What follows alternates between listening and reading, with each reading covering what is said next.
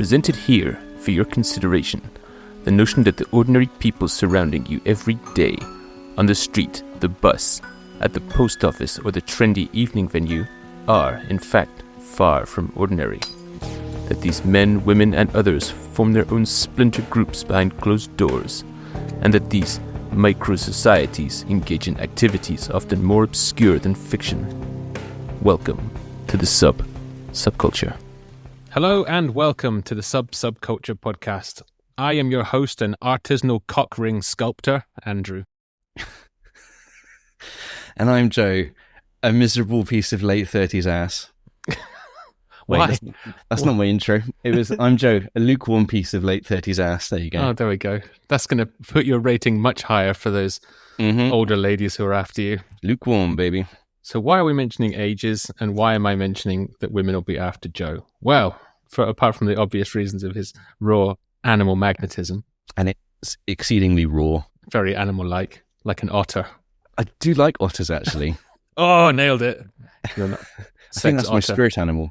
I think your new sex name otter. Will be sex otter. It's better than a regular otter. This week, we are talking about sugar relationships, sugar daddies, sugar mummies, and sugar babies. But is this a savvy exchange between pragmatic adults? Or is it damaged people exploiting each other? Ooh, a good question. Not a question I wrote down. And who's exploiting who? Who's exploiting whom? Oh no. I think so. My kryptonite. I occasionally throw in a whom if I'm feeling confident.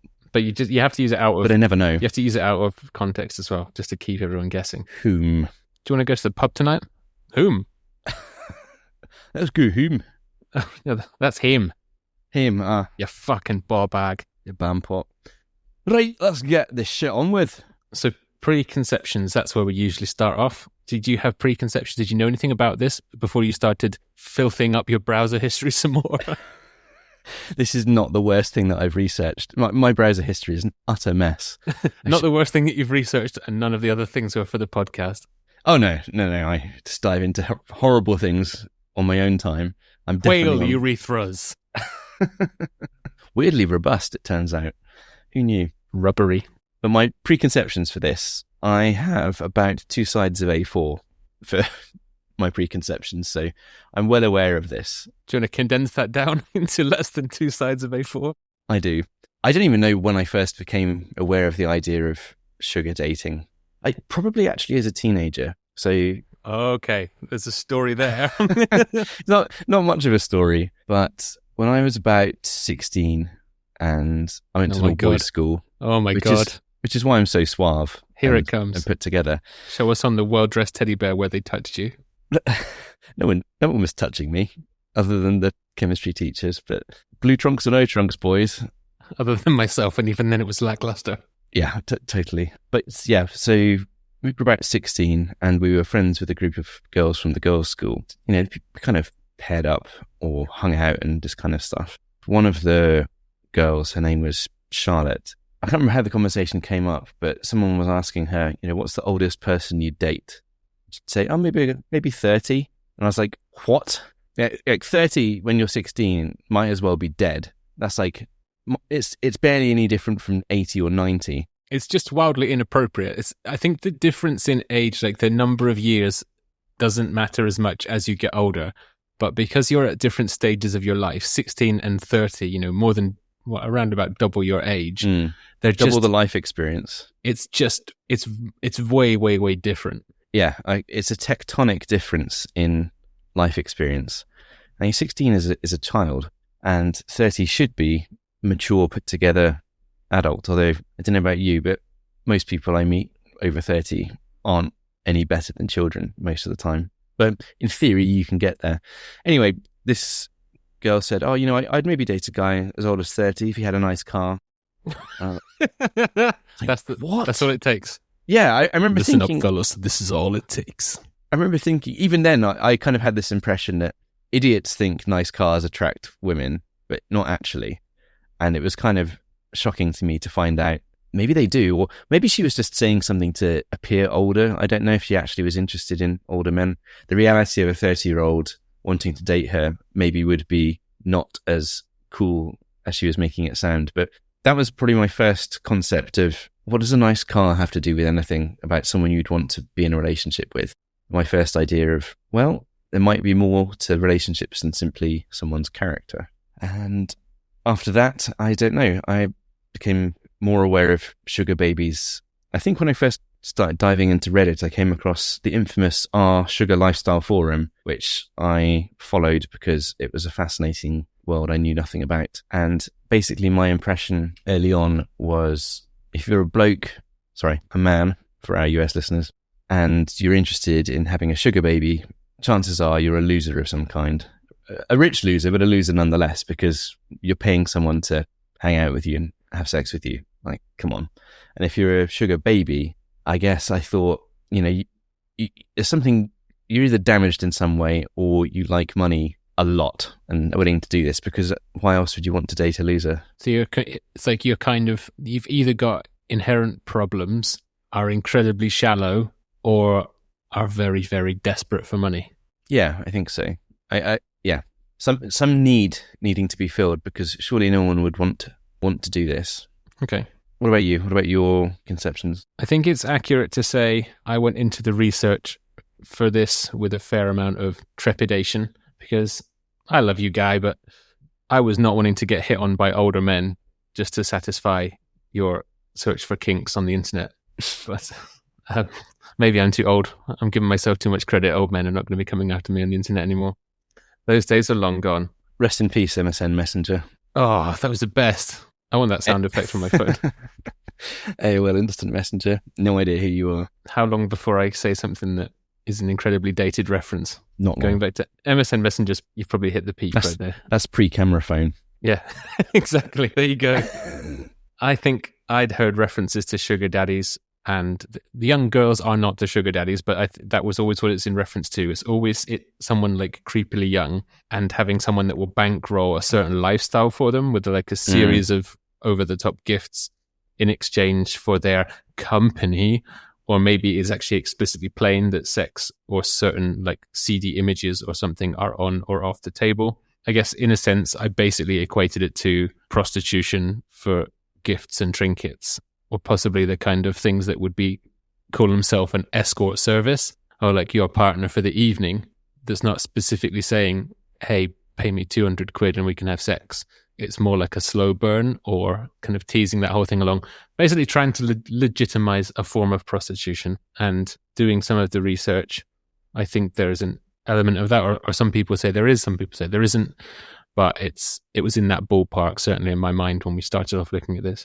So I think there's a few different categories that we should unpick as time goes on. Definition?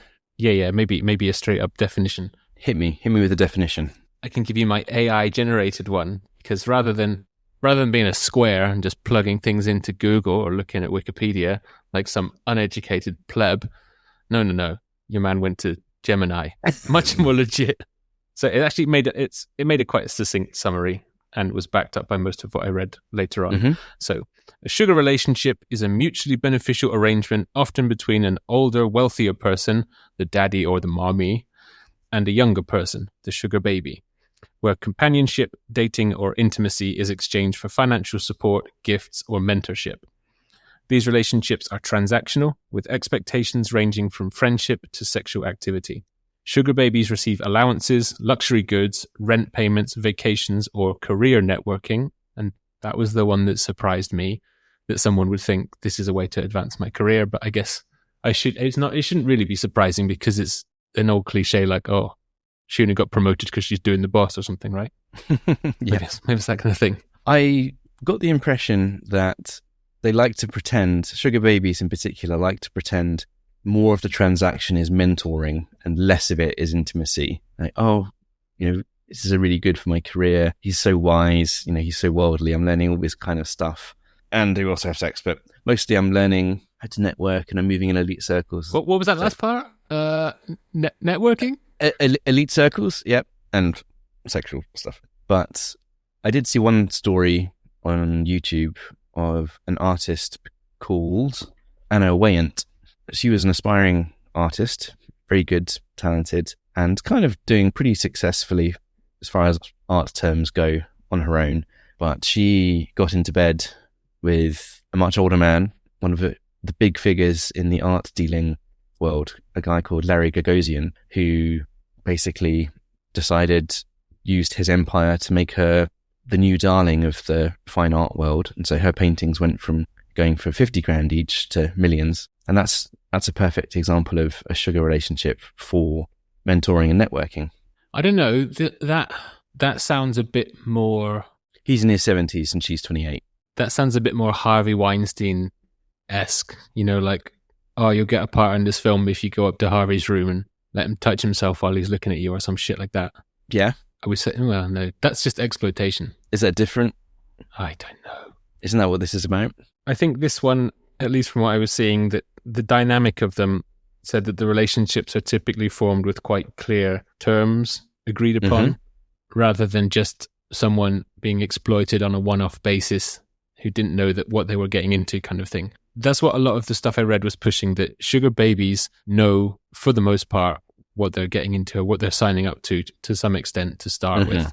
If you accept a role in a producer's film, and it only later comes out that, if you actually want to keep that role, you're going to have to get your tits out for this stinking old man, that's different. That's coercion and exploitation. Yeah, I think something that isn't immediately obvious about sugaring is it can actually be more honest than vanilla dating, as they call it, normal dating in some ways. People are upfront about their expectations. People are upfront about what the transactionary element is, at least in the sugar relationships that work the best. And when people deviate from the contract, then the relationship might come to an end. And what you're saying is kind of supported by a Vice article I found from January 2021, which was tellingly called Psychology Behind Sugar Daddy Relationships. But there was someone in there who said, and they were speaking to, I think they were interviewing sugar daddies, most of whom chose to be anonymously labeled. But he said that some of them see the money as actually helping establish clearer boundaries than trad relationship, where there's kind of an expectation and goal of marriage or kids or some kind of stability like that. Whereas when you are sugaring, the very technical term that you've thrown out there, which is used in the scene, they know what they're getting for what.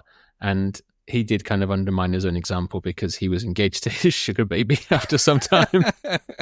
But a classic mistake. But he said that he had the freedom to explore an open relationship. And I was like, nah, I think you're mixing up too many things there, guy. It sounds like he's broken the terms of the agreement there. I mean, maybe they both have, but most of the time, sugar relationships don't transition into vanilla relationships, into normal ones, because, I mean, by definition, it's a sugar relationship if money is a key component of it. If you take away the money and the relationship stays, then it's a vanilla relationship. I imagine he was probably still paying that poor girl / woman. Yeah. So there's a distinction to draw between, okay, what if you're a young woman and you just prefer older guys and you prefer older rich guys and you go after them and you have a relationship with one of them? How does that differ from being a sugar baby? I've got something in my notes here, but not about this particularly, but you're touching on the topic. I've got it in stars. It says, "Ask Joe ... We'll come back to that.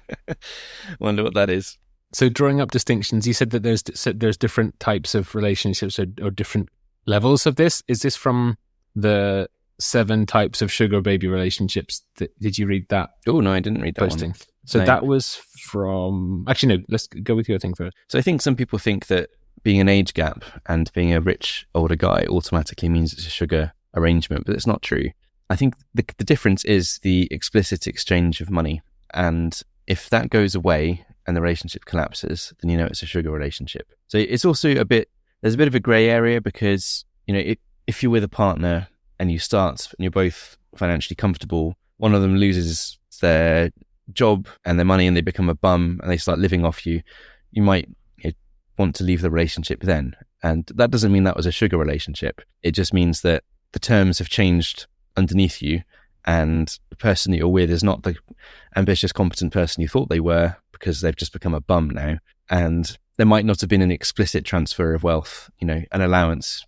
You're paying me $2,000 a month. So these relationship styles are overlapping a little bit, but they are distinct between sugaring and just, older men. I think that the example you've given there doesn't even necessarily have to be between people that have an age difference, though, because if you went into a relationship, you were both, independently earning young adults, let's say, and sometime into the relationship, your partner stops earning through no fault of their own, or perhaps they chose to. If they show no willingness to go out and get a job and they're like, oh, okay, well, it's great because you're already earning, so we don't need two incomes. That, you say, that changes the person that you thought you were with. You aren't two individual entities that rely on each other. The power dynamic shifts to someone relying on you or leeching off of you. And that will change your feelings towards them. But when you're in this kind of sugaring arrangement, it's almost this contractual level of, well, I don't expect you to have a job or support yourself or pay for dinner occasionally, anything like that. No, the financial obligations flow only one way. But in return, there are social obligations that are expected. There's some kind of obligation, yeah, for sure. Mm-hmm. So the other categories of thing that I don't like that these are all tied back to baking things and flavor things. It's going to ruin my confectionery cupboard for me now. Vanilla, sugar. Yeah, exactly. Yeah. You're just ruining a cookie recipe. I need to go and get my vanilla from the cupboard. Oh God, it's next to the sugar, and I'll have flashbacks. I don't want to know I don't know what a chocolate drop relationship is. Probably involves poopy. You definitely have to pay extra for that. So I think there's vanilla relationships we've talked about, normal relationships. Trad relationships. There's sugar relationships where there's an explicit transfer of money in return for sex and intimacy. And the crucial point is the simulation of a relationship. At least both partners are meant to remember it's a simulation of a relationship. Some people forget that and end up falling in love with their sugar daddy or their sugar baby. But there's also, in this space, operating as well are gold diggers, which is another slightly different flavor, and escorts as well. And they're all kind of similar. And I think it's fun to go through what actually makes them different from each other. It's interesting that you would bring up gold diggers, because if we go back to the infallible source of the internet and look up the wiki article on some of this, I ain't saying she a gold digger, but she ain't playing with no broke. You're gonna have to cut that.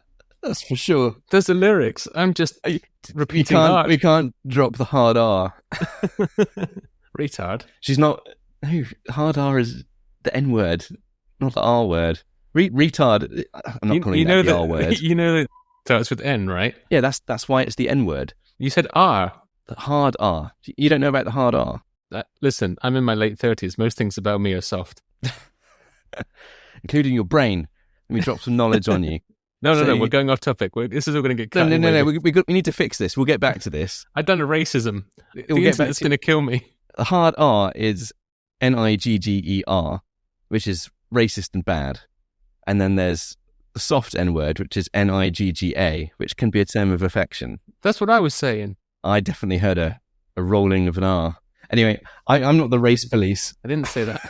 You're a Scottish racist. Anyway. A rampant, rabid racist. What I was saying is that it's interesting that you've said that it's different from gold diggers, because if we go into history and entomology, transactional courtship and transactional sex between wealthy and often older men and attractive young women have existed throughout history. And it throws up some of the kind of phrases and words that this might have been called at various stages in the past, from courtesanship, the early 20th century women who would use their sexual attractiveness to win over wealthy men came to be known as vamps and gold diggers. But, well, I guess there is a distinction there, because those are women that are deliberately seeking a one-sided relationship, maybe to fool the man, whereas in a sugaring, it's both parties at least start off knowing that it is transactional. Is that what you're saying? Yes, that's a key difference. So what about attraction? So in sugar, attraction's nice, it's desirable, but it's not actually required. It's definitely helpful in the direction of the sugar baby to the sugar daddy. The sugar daddy has to be attracted to the sugar baby because that's the point of them. A gold digger, again, it's nice to be attracted, but it's not necessary. So is the money explicit? Yes. Sugar babies, the whole thing is upfront. This is about money.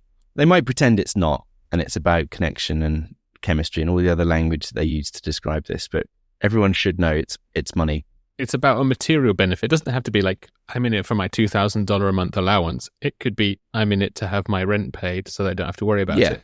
I mean, it amounts to the same thing, but yeah. So the emotional component, in sugar, it's kind of managed and negotiated. And for gold diggers, it's kind of simulated for leverage. The time horizon for sugar is kind of present, ongoing, relatively short term, medium term. Gold digging is for the long con. Legal entanglements are avoided in sugar because people like to be able to drop it at a moment's notice and make a clean break. If you're a gold digger, this sort of thing is encouraged. And whilst sugar babies perform a relationship simulation some of the time, I think, which is what is desirable, gold diggers are trying to make the other person believe that it's real, and with the goal being long-term acquisition of assets and security. So there's a misleading element to being a gold digger.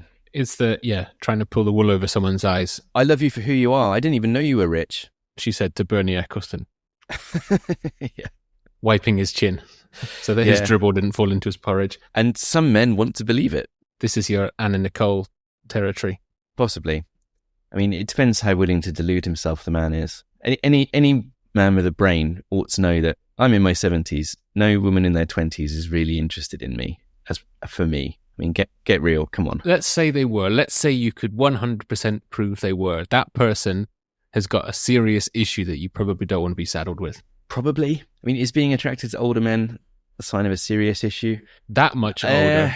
That's a lot older, isn't it? That's a lot older. That's like saying I exclusively want to date your scrotum. Like, I'm not attracted to any other part of you as your scrotum because it's the wrinkliest, saddest, oldest looking thing. Someone in... Oh, God, I'm going off on an ageist rant now. Someone from the 70s onwards is basically a walking ball bag. So no one in their 20s is attracted to a wrinkly old ball bag. Maybe they are, but yeah, it's probably the sign of maybe childhood abuse at some point, which is interesting, actually, because there's a strong correlation. Women, I think, and men that voluntarily engage in sex work have a higher probability of childhood sexual abuse in their lives. Interesting. Oh, you're circling the starred question in my book, but I'm going to reel it back. I'm going to reel it back. So I said about these different types of sugar relationships, because I think that touches on some of the stuff that you're talking about with the simulated companionship and stuff. Mm-hmm. So in the University College of Denver at ucdenver.edu, they have published an article about one of their, I think, associate professors. So it's a sociologist, Maren Skull, assistant professor there, has identified 7 types of sugar relationships. Ooh, the results of her studies were published in Sociology Perspectives. And of it, she said, whenever I read an article about sugar daddies or sugar babies, I often saw the same sensationalistic slant. The women are desperate, starved college students engaged in prostitution, said Skrull. As someone who studies deviance, I know there was more nuance to these relationships.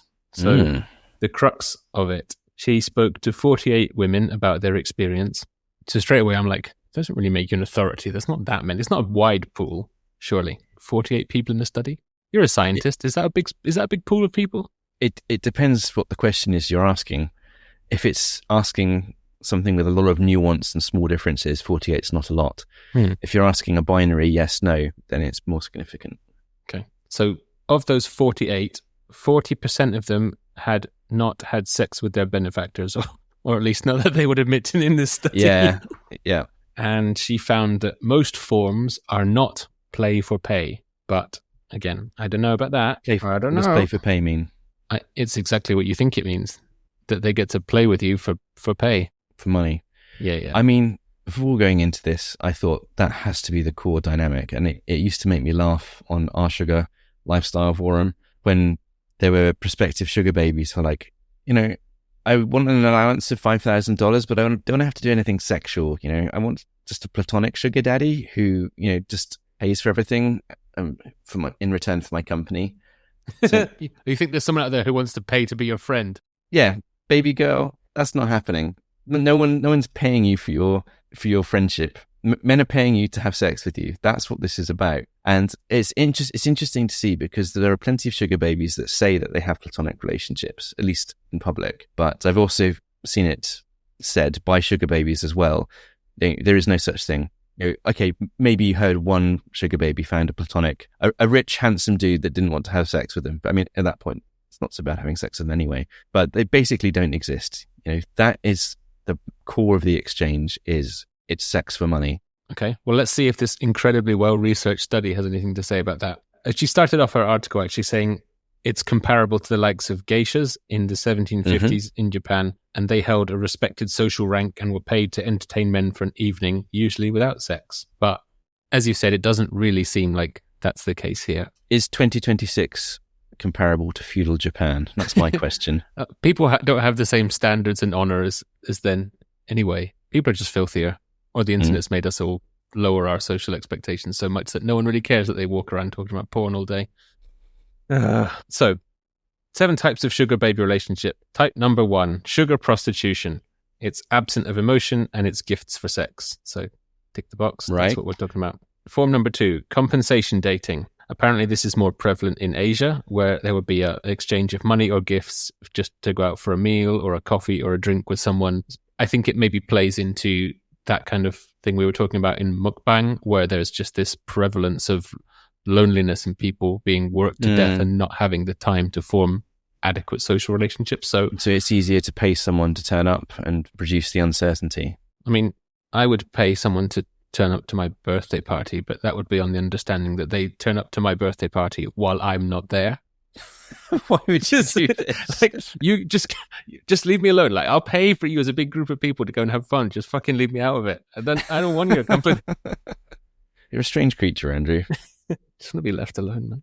Compensation companion, where they're more intertwined lives with the person that's paying them, but there isn't any sex in this either. That's what they're all striving for, right? That's the dream goal. Isn't that a friend? No, there's still the exchange of goods and services. That's paying someone to be your friend. Yeah. That's what we were questioning, whether it actually exists. God, that is sad. So then, number 4, sugar dating, apparently the most common. That's one. Okay, so it's all of the above things. There might be an element of sugar prostitution, there might be an element of compensation dating, and there might be an element of compensation companionship. Usually there's some kind of allowance based on need or agreement, and apparently the kind of going rate based on this was $200 a week or a month upwards. Sugar friendships are a thing. Well, I was going to say on that point, the impression I got with sugar relationships is they tend to be a blur of stuff. There's a sexual element, there's a financial element, there's a friendship element, there's maybe even a romance element, and there's kind of these intimate things are kind of performed a bit, and it's all a bit of a muddy water about what's real and what's not. I think all of these things blur the line, because the next couple she mentions are sugar friendships, which sounds a lot like compensation companionship. Yeah. Then she says sugar friends with benefits, which is apparently more unstructured, and benefactors often pay for some or all living arrangements. Presumably in exchange, they can just walk in and use you like a fleshlight, which seems a bit odd. Right. Is that what it means by friends with benefits, or does it mean benefits as in financial benefits? Oh, good question. Sugar friends with benefits. Don't know. Because that just sounds like the earlier one with sugar for sex. Yep. And then pragmatic love. Some people who hoped to be together anyway and kind of end up having a financial thing that glues them together. I'm dubious about these categories, but I haven't read the paper, so... Yeah, I think that she's trying to make distinctions and say that not all sugar relationships are the same, in that not all people will be given a fancy Rolex and a shopping trip to the mall in exchange for having to touch a dirty old man's winky. But there are...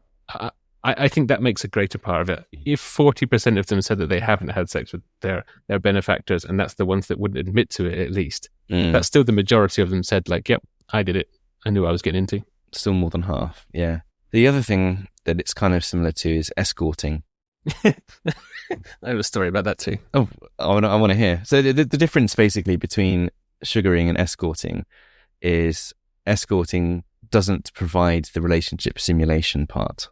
It's we're going to turn up, we're going to bang, I'm going to leave. We're not going to pretend that we're friends. We're not going to do any of this other like performed care or anything like that. This is just a sexual arrangement. I don't think that's escorting. That's just straight up prostitution. Is that not what an escort is? Really? Whoring.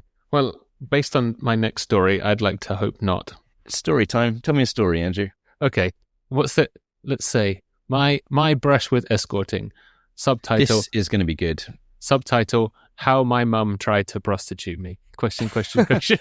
I wondered how you afforded that Kia Soul. that Kia Soul. Wow. Yeah, I would not be demanding a high price if that was what I got out of it. $20. That would really hurt my self-esteem. $20. You're worth more than a Kia Soul, given, a few decades of graft. Is a Kia Soul worth my human soul? Definitely. Why do you think it's called that? It's a dream machine. A dream machine in a pussy wagon. It even starts up consistently now that I've fiddled with the battery enough.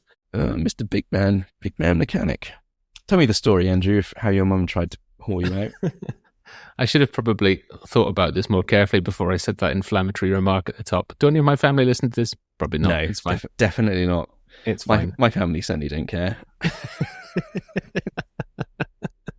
So, when I had finished my studies at university and was looking for a job, and it was the financial crash of the early 2000s, was it not, when we were looking for jobs? We went into the job market around 2009, about 10 minutes after the world's financial markets imploded, and there were no jobs.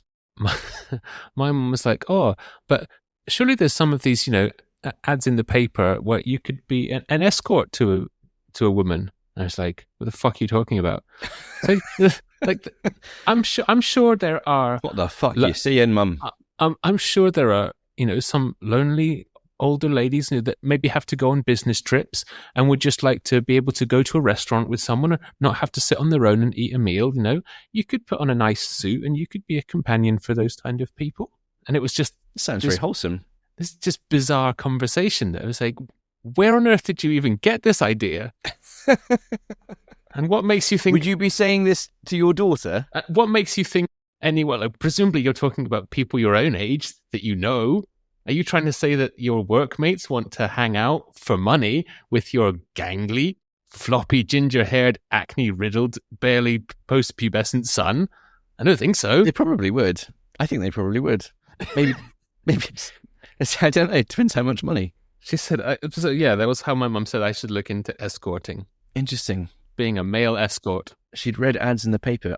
To me, that's more believable. I don't know. I mean, how many ads in the paper in somewhere like Crowthorne do you think there are for horny old birds? Young piece of ass to escort dowager to bridge game. Like 50% of all stores in Crowthorne are hairdressers. I'm fairly sure they don't need to take it out anywhere. I mean, that's almost more believable. I could imagine being a male escort in that situation without the pressure to smash at the end of it. Now who's getting into fantasy? Sugar babies are wanting the companion style thing and not have to do anything. We're just falling into the trap. That's what we're setting up the dream for ourselves. It doesn't exist. There's no such thing. This post, a blog post from Carlson Law Firm, was quick to point out the differences in sugar daddies and sugar mummies, and was saying that the former, the male version, are focused on sexual relationships, whereas sugar mummies are more focused on a nurturing relationship. Don't know if that's true. Did you find anything about sugar mummies? It's much less common, but it still exists. And one sugar baby male, I saw, it looked like he was in a sexual relationship with his sugar mama. He was also living in a mansion paid for by her, driving a BMW paid for by her. Wild. I tried to search for it on YouTube, and I was mostly getting really badly dubbed Indian videos from like this one or two guys. There's very little on YouTube to do with sugaring. Very little. It's almost like they've got something to block out anything related to prostitution on the algorithm. That is kind of what I suspect. It may also be that sugaring is one of those things where discretion is prized, but the almighty algorithm, or the almighty view can be chased. Someone's got to be making content on it. I think you're bang on the money that YouTube suppresses that kind of thing. I don't know why, because what do they care? They're not the moral police. I wish they were in some ways, but... I did find a couple, but yeah, the really badly dubbed Indian videos, but it seemed to all be coming from that kind of continent, the ones that I could find that posted there. But they were so badly made, I couldn't tell if they were taking the piss or it was someone trying to say they were in a sugar relationship. And then there was one guy, like a gangly Ukrainian guy, who was out on a date with a Chinese woman in Thailand, and she was like feeding him really expensive sushi and stuff. And it was just the most mundane thing to watch. And all you could tell was that he was younger and she was older, and he just claimed that she was his sugar mommy. But again, very little to go on, very little evidence. Some blokes are into older women. No, that's fine. It's just it was difficult to research it when you explicitly find someone saying, yes, I'm in a sugar relationship and this is my sugar mommy, or I couldn't find much to back it up. I mean, making videos about it would probably ruin the relationship anyway. Although you could do it in the aftermath, but then you might get a reputation for, I don't want to be in a sugar relationship with you because you're going to make a video about me later. I don't know. It's probably the algorithm more than good taste, because since when have people had good taste? But if this page from Carlson Law Firm, which is riddled with problems already, can get into that later, if that's to be believed, and that the sugar mummies are more inclined to kind of a nurturing relationship, and maybe they do just want to kind of show off some wealth and splash the cash, those kind of people, you would think, wouldn't really mind having a few more, social media views and go, oh, look how fancy I am, this is my toy boy, da da da da. So the YouTube video I watched, which was 6 sugar babies who were trying to rank themselves on who had the highest earnings, but without explicitly saying it, which is quite interesting. There was only one of them which was male, and his sugar mama was willing to appear on the show, and she had her own content creation. Maybe you'd call it a business, but she was also a TikToker, and so was more happy to be front and explicit about this sort of thing. Content creator. But I saw one that it was this young black guy, and he was just approaching women in shopping centers and stuff, and it was clearly like trying to do a hidden camera kind of. And he's got a giant oversized lollipop in his hand, and he's kind of looking at it and just walking up to girls. Some of them were basically his own age. I mean, like, hey, how you doing? Yeah, my name's this. So I'm basically looking for a sugar mama to, treat me right, buy me stuff. And then the funny part is filming their reactions and their rejections, hilarity ensues, etc., etc. I imagine they're mostly disgusted. I think they're just mostly confused until he sits down at the table with this woman who was kind of like skinny, ripped sort of looking, wearing a nice dress, eating on her own. And he was like talking to her while she was staring at her phone, uninterestedly carrying on like, oh, if I ignore this guy, he'll go away. But then he did actually manage to strike up a conversation with her.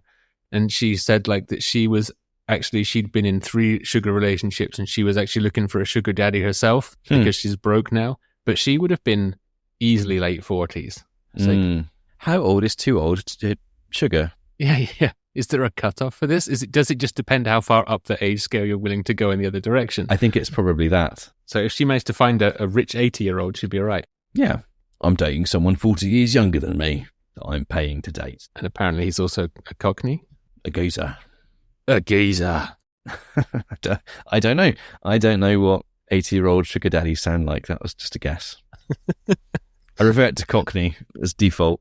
Shall we think about what kind of person would want to be a sugar baby? Yes. What kind of person would want to be a sugar daddy? Yes. You're rubbing your hands with glee. Yep. I am. Continue.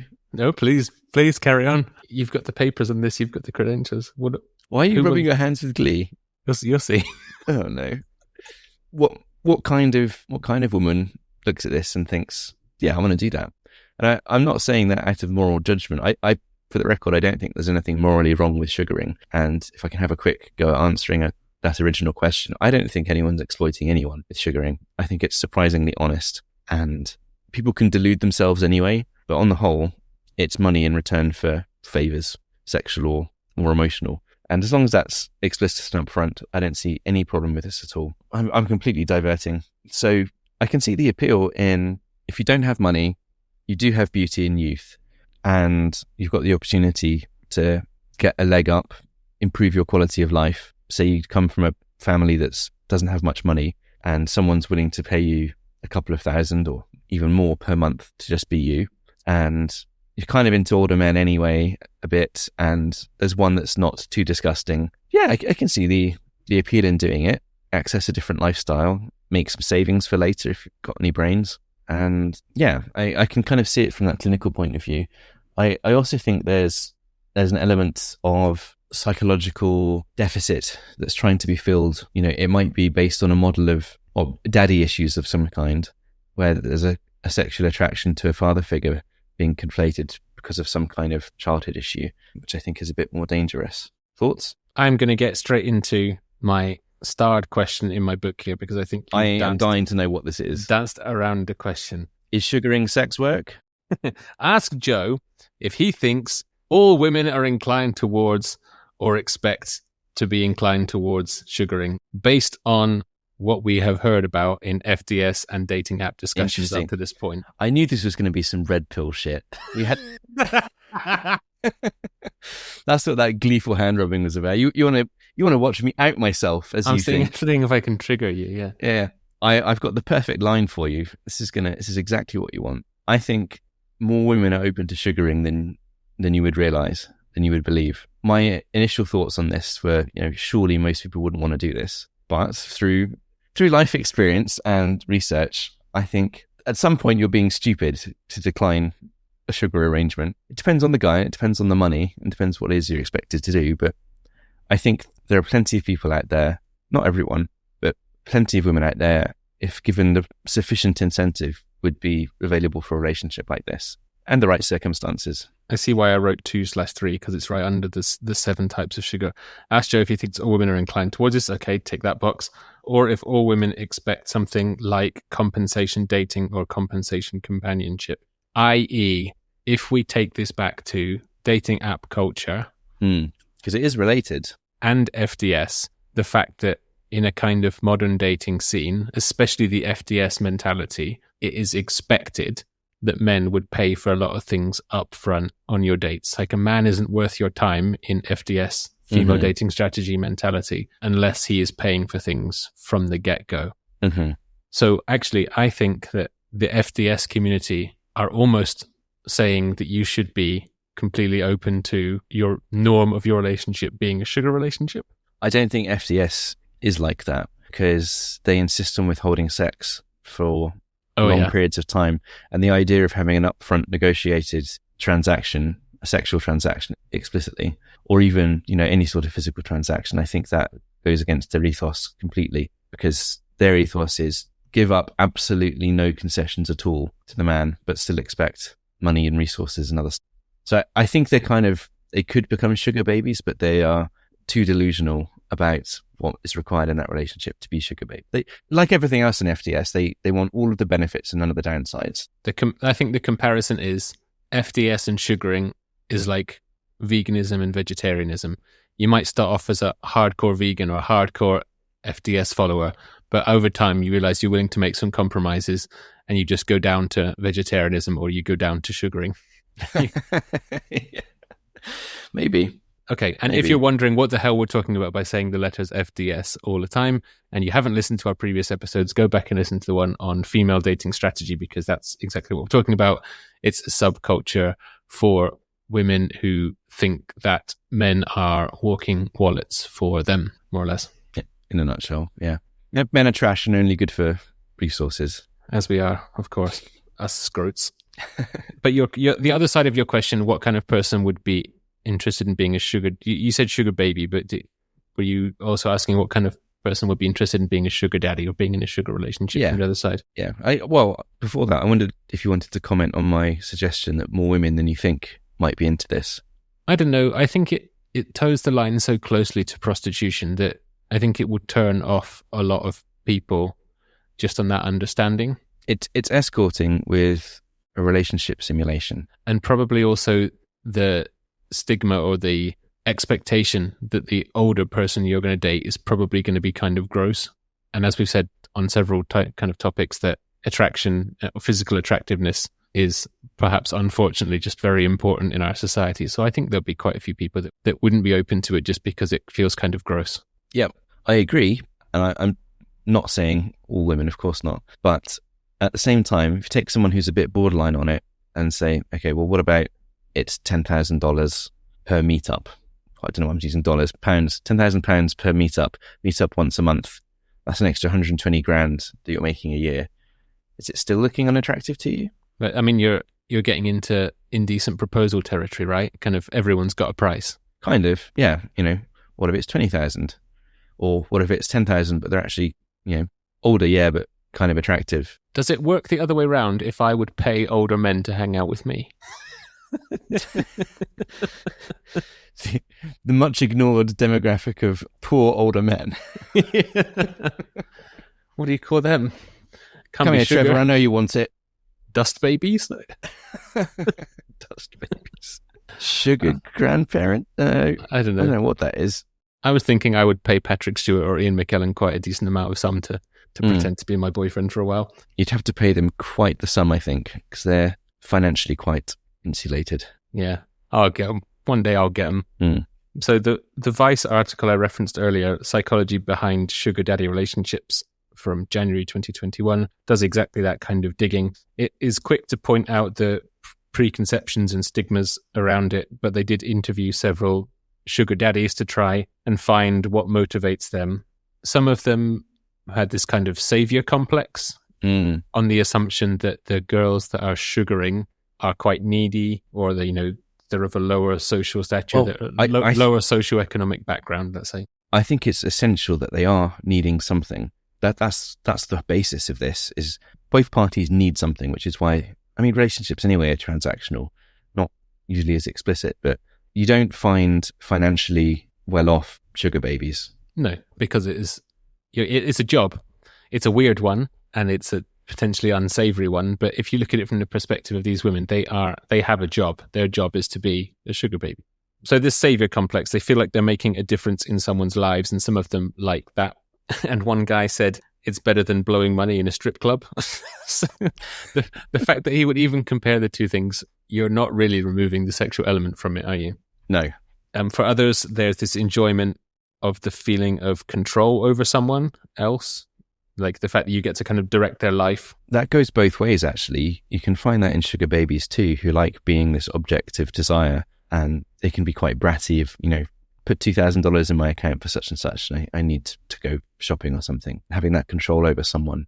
It's interesting to kind of assess who has more power in a sugar baby, sugar daddy relationship, because it's not obvious, I don't think. And I think it varies by relationship. When both parties want something from the other. So if the thing that you want, you're able to leverage over the thing that the other person has, i.e., is the draw of sex for them stronger than the draw of money that it is for you?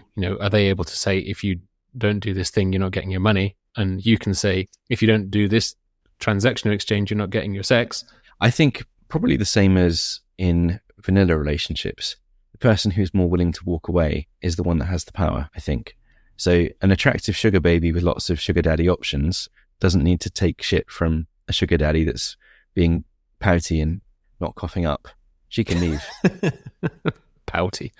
Picturing a 57-year-old businessman being pouty. Yeah, it happens. Because remember, these guys, a lot of them are socially abnormal chumps, losers, immature. Not all of them, but there are plenty of stories out there of sugar daddies being bratty or refusing to cough up money, or just generally nickel and diming, which is totally the opposite thing from what they should be doing. Watching the pennies kind of thing. Yeah, exactly. That's not upholding their end of the deal, which is resource abundance.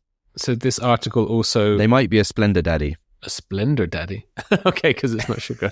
Yeah, that's what they call them. I love that term.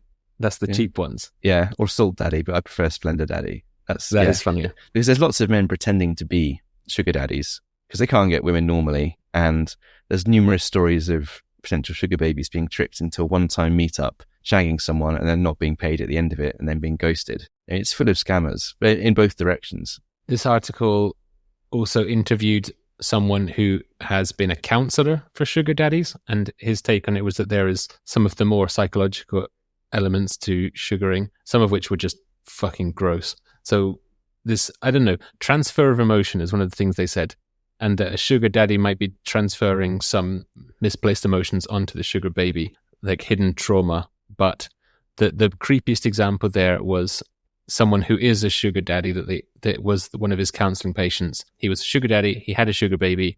He was kind of emotionally transferring the loss of his own daughter. Like she had died relatively young of cancer or something. And I was like, now you're getting into pretty gross, dangerous territory. Although the quote was, he didn't think of his sugar baby as his daughter because he was sexually attracted to her, but there was some transference of emotion in being a provider for her. That's tap dancing on a dangerous territory. That's sad, isn't it?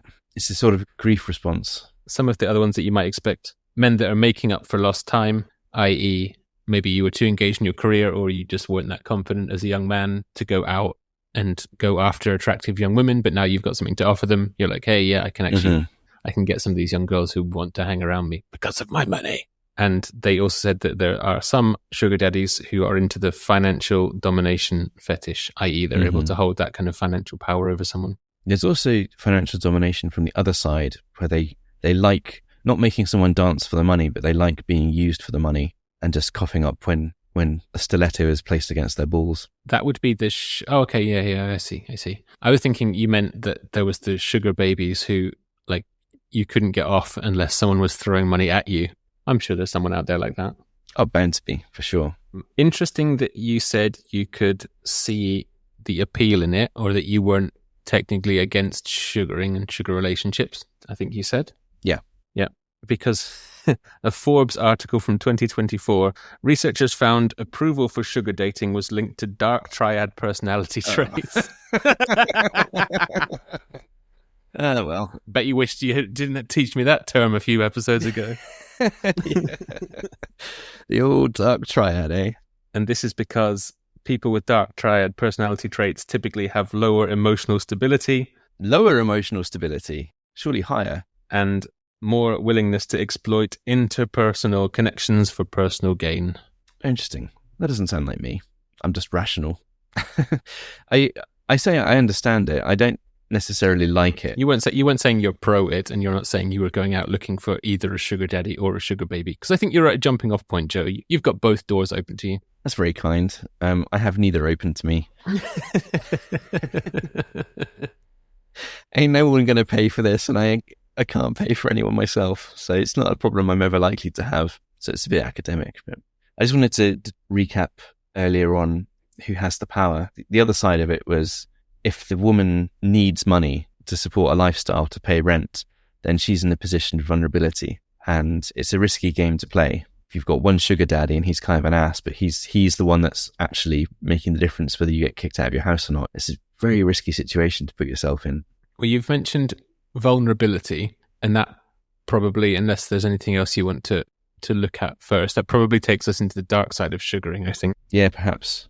The only other thing I was going to say about, or following on from that, I would say, I think women face financial vulnerability, which might lead to coercion, probably, possibly sexual. And there's, health risks between sexually transmitted diseases and or, potentially violent men.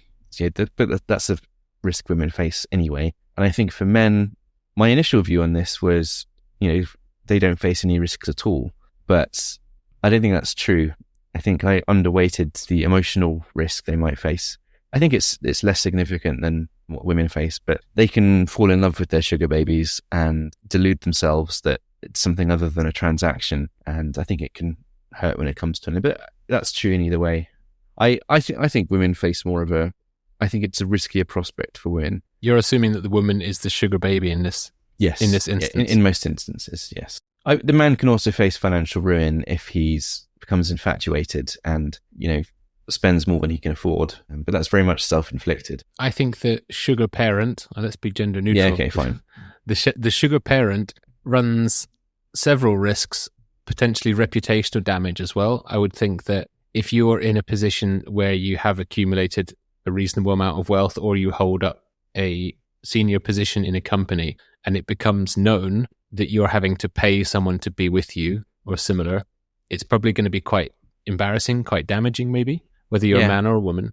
But then there's also the risk that you start sugaring someone younger than you who is a complete psychopath. I mean, it runs the other way. As you said, women or the sugar baby faces the risk of sexual violence or coercion.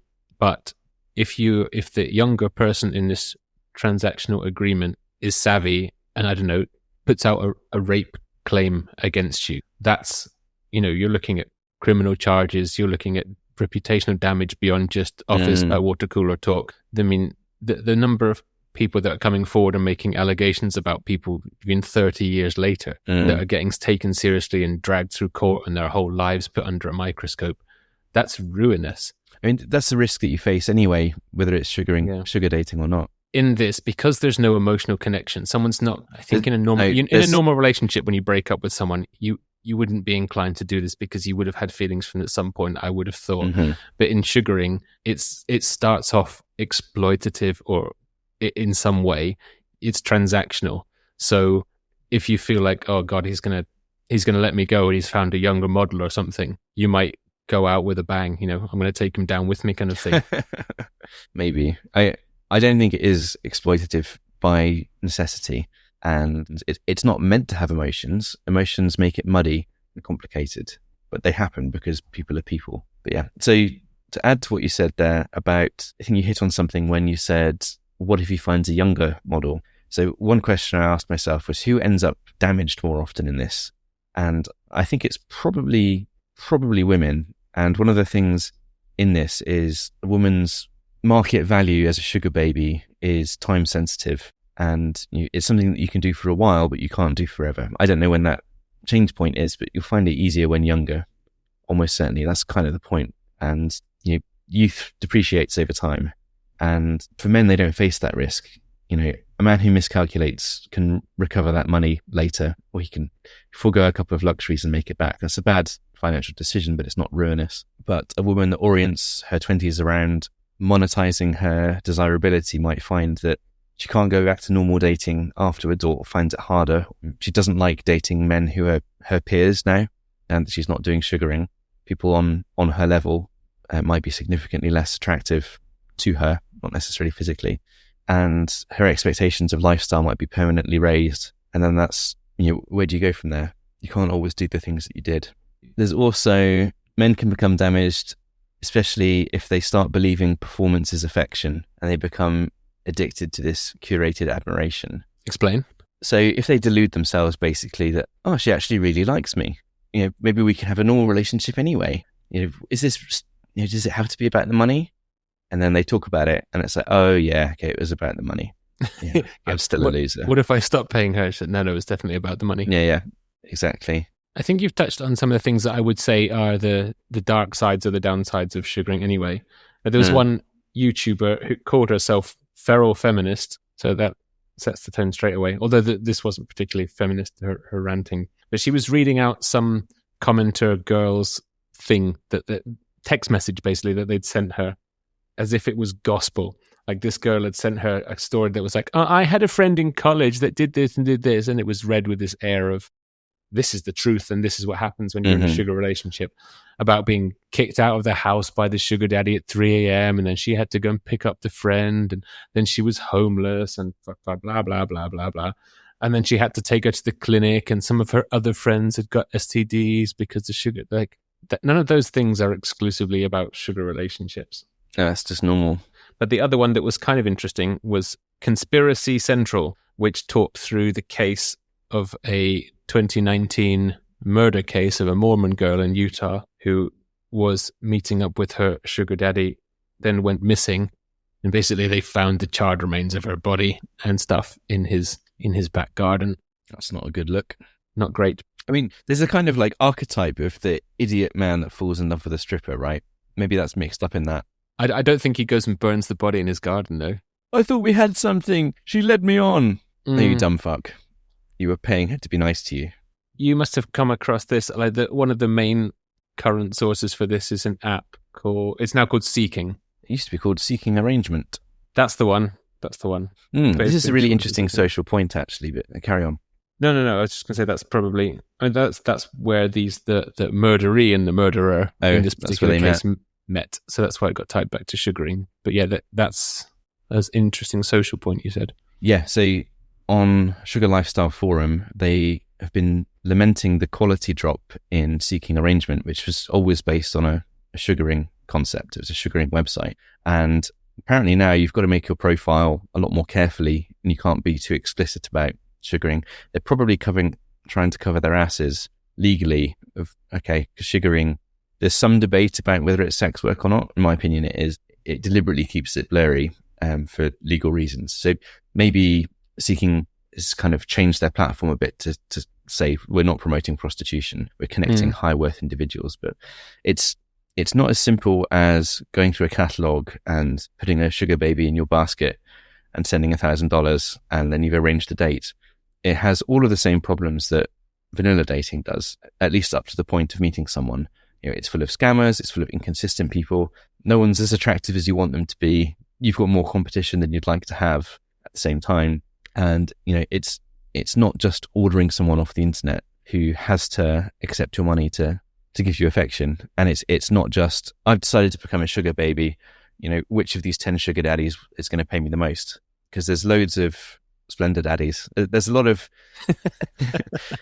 middle earners who are kind of, you might be able to afford to do it for a month, who struggled in regular dating, and they think, I'm almost got enough money to do this a little bit. Maybe I can try this. And ultimately, that's not what Sugar Baby's looking for. But the social point I was going to make is, I think sugaring in general is in decline. It's not as popular as it used to be, because now if you're a young and attractive woman, think, what else can you do with your life to get money that's not just a 9 to 5? How else can you monetize that? Well, I think it's also the point that if you're willing to do things up to and including sex with older men that you might not particularly find attractive for a sugaring arrangement, what's to stop you just doing OnlyFans instead in your bedroom, right? Yep, exactly. OnlyFans and becoming a TikTok influencer kind of person. You've got brand deals, and you can still get validation from men, from, potentially millions of simps sending you likes and attention and buying you stuff off your Amazon list and this kind of thing. You can get all of the, instead of being beholden to 1 or 2 sugar daddies who pay you an agreed couple of thousand or several more than that per month, you've got access to a global stock of simps, and you don't have to touch any of them. So with the rise of social media has been the decline of the sugar baby, I think. If you're genuinely beautiful, then it's easy to make money on social media. If I go back to my much loved article from Carlson Law Firm, just ripped the piss out of it now, but it's even called Sugar Dating, What Are the Risks? Then apparently it's more prevalent than it's ever been. Sugar. Oh, interesting. But this was from August 2025, so slightly out of date, but not much. It opens talking about the $1.77 trillion student loan debt that is currently in place in the US and is growing 6 times faster than the economy. Yay. Allegedly.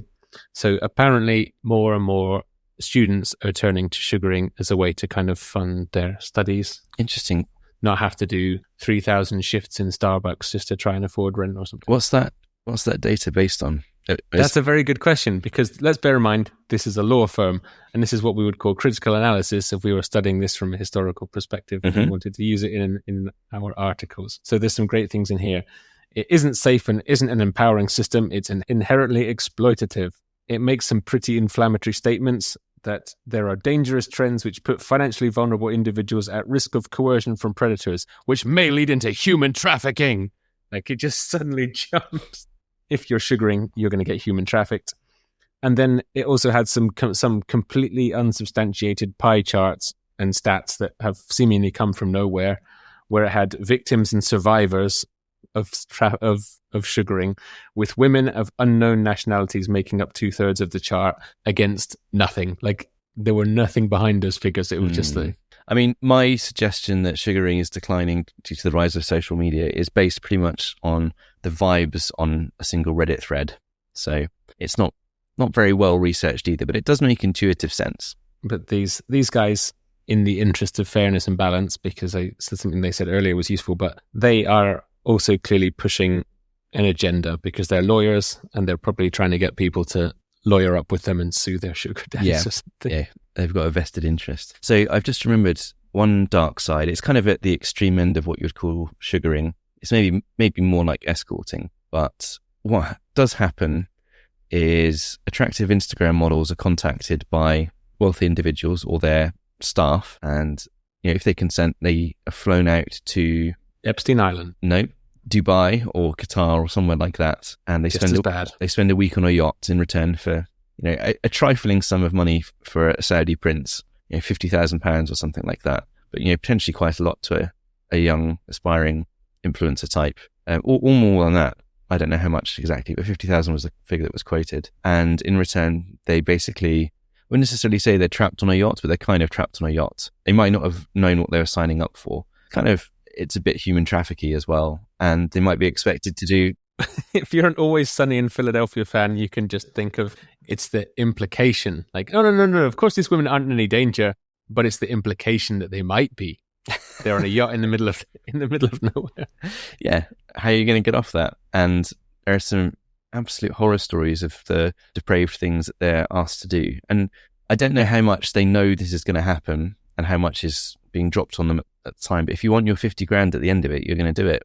And they kind of they give up their autonomy and their personhood in exchange for this money for the week, and then they leave. You know, they don't get murdered or disappeared or anything like that, but they get abused for a week. And I don't know how much they consented to and how much, again, was coercion. I suppose I'm repeating that point there, but that's pretty fucking dark. It's very dark. I would say I don't even know if that's sugaring. It's probably, as you said, on the spectrum close to it. But stories like they're expected to eat someone's shit and things like that. Fucking hell. Really disgusting fetish stuff. I think that there's whole episodes of terrible things to talk about, but for the men involved there, they exactly want that from the women, that they sort of know, or they think they know what they're getting into, and they'll be like, oh yeah, okay, if I have to touch him, I have to touch him. If I have to sleep with him. And the pleasure for these guys probably comes from completely breaking another human with the horrible things that you're asking them to do. Yeah, really sadistic things.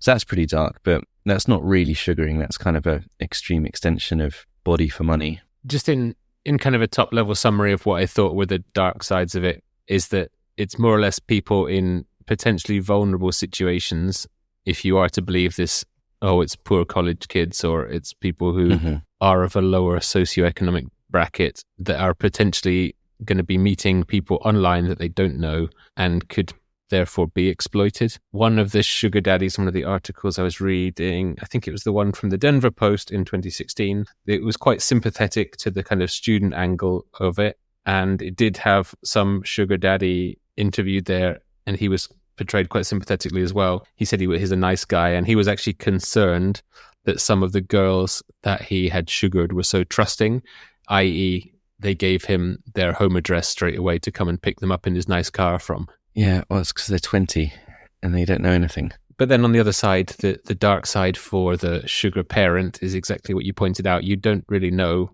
if the connection is genuine or just for the money, although it's for the money. It's for the money. Know. But you're meant to be the adult here. But you know, maybe you can fool yourself, but you're also, I mean, it's all part of the point, really, isn't it? You're paying for companionship to have that fantasy. And if that fantasy blurs into reality, you're only setting yourself up for something painful. Totally.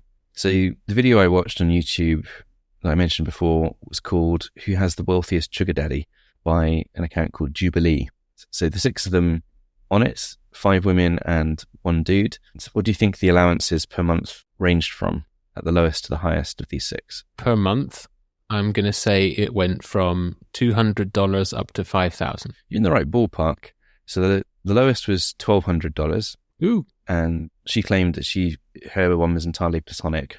In fact, the next one did as well.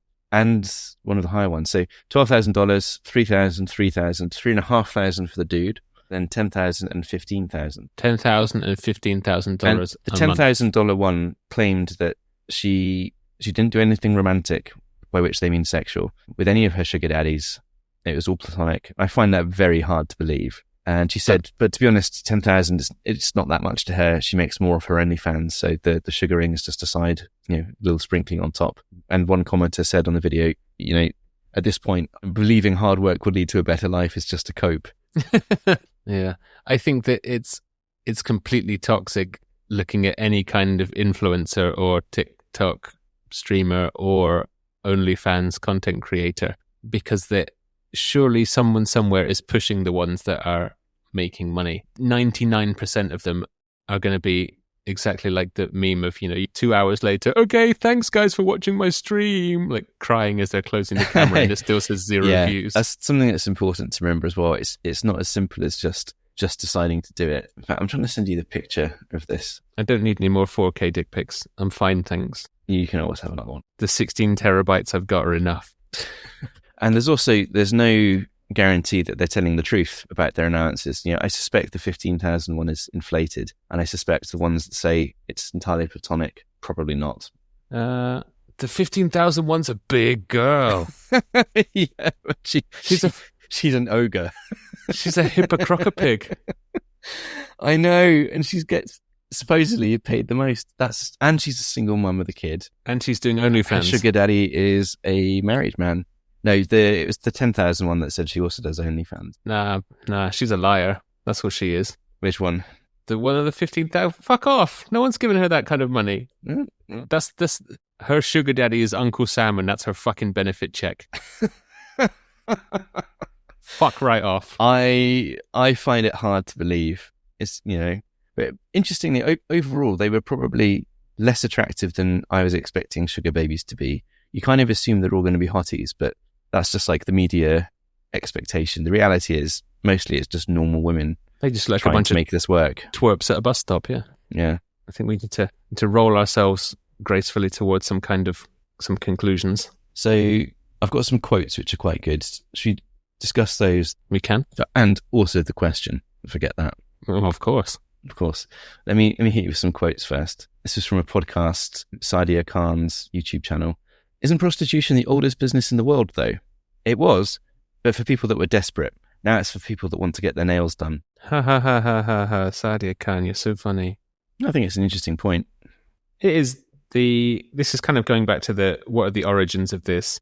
1870s France, the term was demi-monde, women who are on the edge of respectable society who were supported by wealthy lovers, and it wasn't really looked on that favorably. As it also kind of falls into this courtesans of feudal society that you could definitely call prostitution. But they were high class and respected, right? I mean, not always. If they were in the court, I mean, how much was anyone high class in feudal society? But they had roles other than just being sex workers. There's like performing arts and social skills and companionship, maybe their physical attributes, and possibly also breeding material, basically. Mistresses for... That also plays into it, exactly. Powerful men. Nobles have often kept a mistress somewhere, and what's that if it's not a sugar relationship? That's where the origin kept woman was from. The origin of the term kept woman. It is a woman you would keep somewhere else. Similar to prostitutes, and it is a pretty old trend. It's interesting how there's always been a space, it seems, in society for high-class women who also sort of have negotiable affection. I think even a cursory glance at this. Different from a cheap street whore. Yeah, I mean, it's not a transactional in that this is the price for a single transaction, i.e. the blowing of one's load.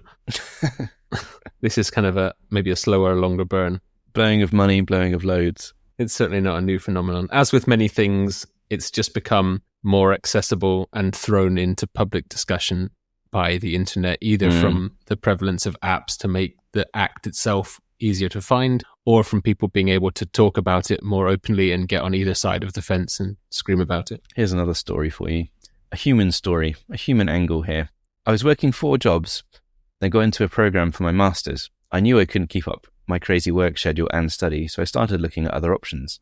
I talked to my husband about an article I had found on sugar babies, and we both agreed on some limits and safety precautions. I signed up for seeking arrangement with a fake name and a profile that accentuated all the quirky things about me. I had a lot of interest, but really 99% of the guys were looking for a cheap escort. I spent a lot of time talking to potential daddies. I hate the term. It's so infantilizing and creates a huge power imbalance. I had some of the best meals and the worst sex of my life, but I did at least get my tuition paid in full before my term started. It worked for me, but I don't recommend it in general. Sugaring is sex work light, but with a bunch of emotional baggage and boundary crosses. I think a lot of people see it as an easy option, but it's not. It's a world filled with people looking to take advantage. Stay clear or be a proper escort. Anonymous. Well, I think you have problems there in that your husband agreed that you could go bang other dudes for money. That is wild. That's mad. Instead of saying like, oh, maybe I'll take a second job rather than making her do more jobs, or say maybe doing college right now isn't the best thing for us given that neither of us can afford it. It was like, yeah, we can carry on doing all these things if you go and fuck some other person. What the cuck? Well, yes, indeed. Hey, do you like what I did there? Little wordplay for you. Did I like it? No. Was it good wordplay? Yes. So something else that jumped out to me in that was, I hate the term, it's so infantilizing and creates a huge power imbalance. Yes, the whole thing is about imbalance. It's asymmetric. That's the point. It's not a meeting of equal people. But as we've discussed, the power imbalance can be on either side of the arrangement. Well, right? Power imbalance, yes, it can be on either way. But there's a resource imbalance and there's a social attractiveness imbalance as well. So yes, there is an imbalance baked in. It wouldn't work without it. That's just a relationship. What other quotes have I got here? I'll give you one more, and then the time for quotes is over. Fine. More money, less problems. No pressures, no promises. No more I love yous. So worth it. Anonymous. But that's the opposite. That's the opposite point. That's from a sugar daddy perspective. Why? It could be from both. Okay, last one, I promise. That aligns with the whole, some people see that the money helps them establish clearer boundaries. You are paying this younger person for exactly what you tell them you're paying for. And if you don't want to get caught up in it, then you can walk away and it's all good. Some people are buying lack of ambiguity. People that are uncomfortable with, I don't know if she really likes me. I don't know. I can't find people. I don't know if they're really into me, if they just want my money. Some people are buying certainty of what this is really about. So last one then. I'm in the adult film industry. When we entered into quarantine at the start of COVID, I threw a fit about how I needed a new MacBook in order to cam and work from home. My sugar daddy went and bought me one. I dumped him right after. I never ended up giving that guy any sugar. Anonymous. That's just a nasty ass person. Yep. She's already a porn star or a would-be porn star. And she's like, oh shit, I need to be able to flash my dirty minge on the internet more freely since I'm locked down at home. But she already had a sugar daddy who was going to buy shit for her, who she then immediately dumped. Yeah, that's a nasty person. Like, this is someone with no morals. And a chump. Yeah. Okay, let's round this off. There's a few key questions that we have to ask ourselves. One of the most popular questions, other than, my God, that Joe guy's attractive. Is he single? Is, how much do I have to pay for him? His price list is on our website. It's very reasonable. Very reasonable. Too cheap, actually, some might say. Offensively cheap. So, Oft. Helmut, ist das sexual? Close enough. Is it sexual? Is this a sexually motivated subculture? this is a primarily sexually motivated subculture. The breakdown of those fake 7 different types of sugar relationships, I think, are a minority within it. I think you're right. It probably is a majority of older men that are seeking these arrangements and are willing to pay for sex. From what I can tell from doing the research, sugar mommies are less prevalent or just talk about it less. If the one article that I found is correct and that it's less about sex for them, then that maybe disproves it. But there's a massive sexual element to this subculture. I don't think you can say that there's a non-sexual element to this. Yeah, I 100% agree. Money and sex are the lifeblood of sugaring, ultimately. We've been saying sex for an hour and a half. So yeah, I think we can say it's sexual. Yeah, no question about it. Would you be into it? Would I be into it? No, it's a pretty definitive no for me. I don't even really like it. You said that you can see the practicalities and why people might be drawn to it, but I think I don't really like fake people or fake things. It annoys me sometimes when someone is two-faced or closed off or hard to read just in a normal setting, i.e., I guess I think of it as someone who's good at marketing, that you never really see the real them. I don't want to be around those kind of people. So I can't see what anyone gets out of this when either side is. When there's fakery, knowing fakery. So I don't want to be on either end of it. So you're probably more of an escort man then. You don't want the relationship simulation. You just want to have your I don't even think nudges ruffled. No, that's what old grabby and squeezy here are for. You know, the head of problem. You don't know where that's been. I know exactly where these guys have been. I think fair enough. Would I be into it? Let me ask you, Joe. Would you be into this? Great question, Andrew. Well, didn't see that coming, did you? I don't think I could be a sugar baby. I don't like that many people anyway. Don't put yourself down. You could definitely be a sugar baby. Having to tolerate. Well, based on how those people looked, including the guy, apparently I don't have to be super handsome to be a sugar baby. Probably to be a male escort, I probably would have to be. But are there pimps in the sugar industry? Can I be your candy man? Is that how it's would that be what it's called? Sure, if you know lots of well-funded older women who are lonely. Oh, now it has to be women. It's fucking sexist. Yeah, that scenario is very unlikely to come up. I couldn't do it. I just wouldn't want to accept money to hang out with someone. But then again, there comes a point, if they say, shut the fuck up, just come and play bridge with me, I'll pay you 10 grand. I'd feel bad taking the money, but I'd still do it. So, yeah, maybe I'd try it once, I don't know. If I became a lot richer, and older, would I hire a sugar baby? Who knows? And that's the end of the podcast. There's a safe answer, given that future Ms. Lloyd might be listening. Who knows? Oh, she does listen, yeah. Good. Any closing thoughts? Let's have a little summary of this. What have we learnt? Opinion has changed? My opinion hasn't really changed on it. The only thing that really surprised me is apparently how prevalent this is, unless that's just another internet and media sensationalization. So from my loose understanding of the term, that it was older people, potentially a little bit gross, that are willing to pay people in money or gifts for their affection, sexual or otherwise. Nothing's really changed from that. There wasn't any real winning argument to say that it's not all sexual. I think largely it is. I haven't really been swayed away from the fact that it's on the end of maybe on the lighter scale of prostitution. Mm-hmm. And it's certainly not anything new. This has kind of been around for a long time in some shape or form in human society. Yeah. It's prostitution with extra steps, I think. It reminds me, did you ever watch that series Firefly? Yeah. It's kind of like... It's the dirty bin that lives in the shuttlecraft or whatever. Excuse me, that's a companion. It's a registered companion you're talking about. We'll show some respect. That's when you give prostitutes licenses. And status, yeah. Hey, isn't that the same woman as Deadpool's girlfriend in those Yeah, films? it is, yeah. Oh, that's where her face is familiar. Marina Baccarin. All right, calm down. Oh, I remember you had Could be her name, I don't know. It might be. You had quite a thing for the other one, Jewel State, at some point. Yeah, the mechanic. She was such a cutie. I made the mistake of following her on Twitter, the actress, not the character, obviously. That'd be crazy. Does it turn out that she's like a right-wing nutter or something? No, she's just a vapid, self-absorbed moron, and it quickly ruined my attraction for the character. I was like, oh yeah, sometimes actresses are acting, and it was the character I liked, not the actress. So that was interesting. It taught me that maybe I'm not as shallow as I thought. I disliked a woman because of her thoughts and feelings and personality, not just her appearance. But if you do want to follow selfish, vapid morons on the social medias, you can find us. I knew he'd have a segue for it. Perfect segue as always. You introduced it. So you can find us on X. I'm not even going to say Twitter anymore. It's only going to be X because that's what cool kids say or something. And we're at Sub-Subcult Pod there. Instagram at Sub-Subculture Podcast, and our Reddit page are Sub-Subculture Podcast. So leave us comments or your own suggestions for topics in the future. Tell us how good, bad, vomit-inducing you found the episodes, and we'll probably comment back because we don't have a great deal else to do in our lives. And you can check out all of our previous episodes and our special short-form side quests on your favorite places for podcasts, whether that is Apple, Amazon Music, Overcast, Spotify, YouTube, and so on. Fantastic. And coming up next, we have the almighty Morris Dancer. I forgot about that.